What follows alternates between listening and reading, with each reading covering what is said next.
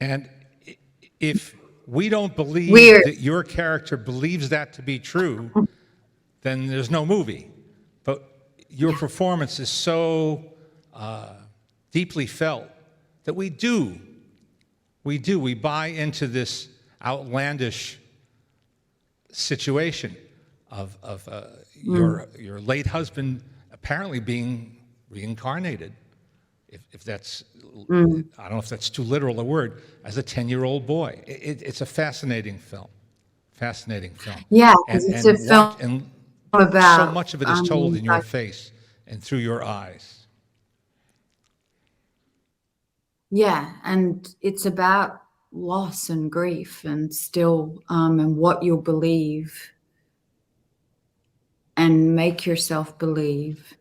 And it was interesting because Jonathan sort of shot me in this weird way where I look almost alien, and the boy and I look very similar, which I only realized later because you had this strong sort of vision of how he wanted me to look and how the boy looks. So it's all very like a dream in itself and slightly hypnotizing. And I didn't realize that when shooting because I'm just coming at it from the belief that everything that he has, all the evidence that he has, suggests that he is absolutely my husband reincarnated. And I absolutely believe that. Yeah. And thus, everyone else seems crazy because they don't see it. Yeah. I see it. Just fascinating, absolutely fascinating. No less fascinating than the concept of you becoming Lucille Ball.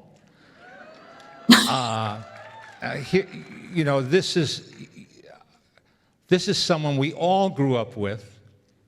I say we all, most of us grew up with, and on a somewhat daily basis. After the first run of that series, it was in reruns every single day. So talk about, you know, in our consciousness, so deep in our consciousness. And so I naturally had some skepticism that anybody could be or play Lucille Ball. But you did it.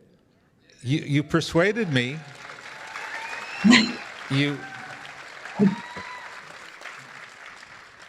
So there's just one guy's opinion, but it's echoed by a lot of other people. And you've gone on record as saying that this is the toughest job you've ever taken on. Yeah. Yeah. Partly because I didn't realize what I was taking on. So I'd love to say, oh, I'm so brave. And I read a great role and I saw the opportunity of working with Aaron, and I read and Javier and all of these magnificent actors. And I was just unbelievably grateful to be given the chance to discover her. And I think what was fascinating to me was I was discovering, yes, there was the Lucy Ricardo, which I worked incessantly on, which is a slither of the film. And I wish that more of the work that we'd done was in the film, because the outtakes on that, we did a lot and it didn't make it into the film. But the Lucy Ricardo, but then there's the Lucille Ball of it. And the Lucille Ball of it was so rich and complex, and her fragility, her resilience, her tenacity, her ability to survive, and the things that she did in terms of defying the odds and opening doors. I mean, I had no idea about her story. I had no idea about their story, Desi and Lucille.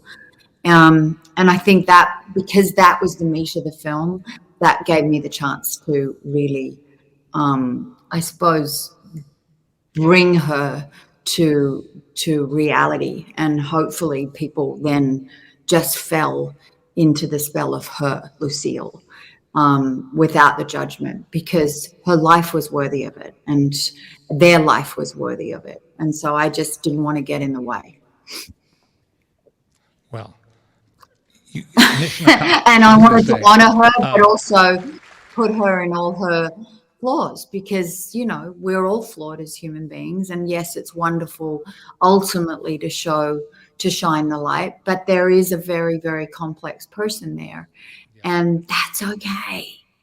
You know what I mean? So, and a lot of her fears and the way she manifested control and the way, yet her brilliance and her genius, I think is all captured in the screenplay. The screenplay is fast and the film is fast. So in a weird way, people say when they see it a second and a third time, they discover more. And that's always a good sign. But I was just grateful to have the opportunity. I'm an actor. It's a great role and an extraordinary woman. And there was actually 2 roles there. So I was like, yeah, this is great. I get to juggle both and give it a go, which will always be my mantra. Give it a go. Let's watch a scene right now from Being the Ricardos.